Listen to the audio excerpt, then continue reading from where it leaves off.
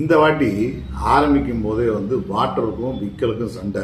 நீ திறமையானவனா, நான் திறமையானவன. விக்கருடைய திறமைக்கெல்லாம் வந்து மிஸ்டர் திவாகர் வந்து எங்கேயாவது வந்து தகுதியாக வர அவருக்கே தெரியல.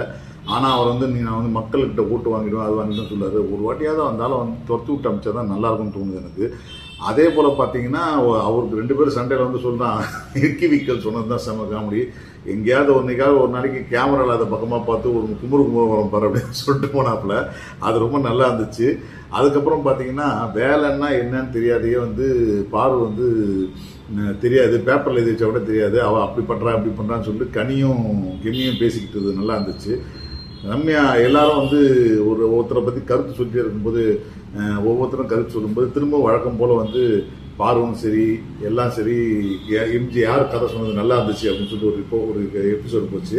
அந்த எபிசோடு போகும்போது ஒவ்வொருத்தரும் வந்து வாட்டர் மெலன் வந்து டிஃபால்ட்டாக வந்தாலும் பயங்கரமாக மொக்கையோட போய் விஷயம் என்னன்னா, நான் தூங்கி எழுந்து முடிச்சதுக்கப்புறம் கூட வந்து திருப்பி 9ஆம் கிளாஸ் விட்டு தாண்டவே இல்லைன்றது வந்து கலாச்சாரம் சரி.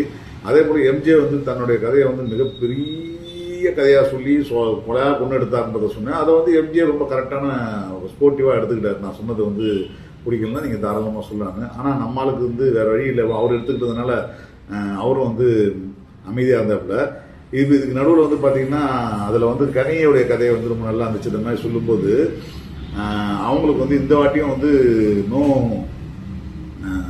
நாமினேஷன் பாஸ் கொடுத்ததுனால பாருக்கு வந்து செம்ம காண்டாயிடுச்சுன்னா கொஞ்சம் நஞ்ச காண்டு இல்லை. அது எப்படி உங்களுக்கு வந்து 5 வாரமாக எத்தனை வாரமாக பண்ணுறீங்க, அத்தனை வாரமாக பண்ணுறீங்க, எனக்கு ரொம்ப சந்தோஷம் தான் அப்படின்னு சொன்னாலும் கூட வெளியில் போய் கமலதன்கிட்டையும் எல்லார்கிட்டையும் உட்காந்து பேசும்போது புலம்பி தள்ளுதுன்னா கொஞ்சம் நஞ்ச புலம்பி தள்ளல, நிறைய புலம்பி தள்ளுறாங்க.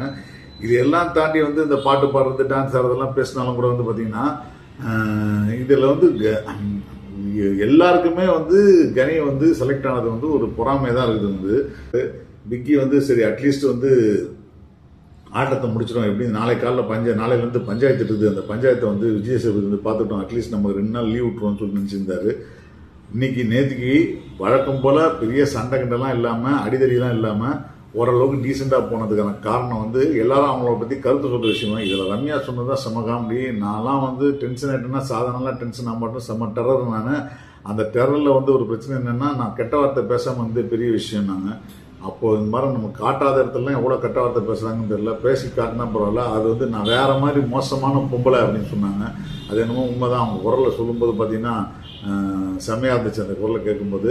ஸோ லெட்ஸ் சி இன்னைக்கு வந்து விஜய் சேதுபதி என்னத்தை எல்லாத்தையும் பஞ்சாயத்து பண்ணுறான்னு பார்ப்போம். நன்றி, வணக்கம்.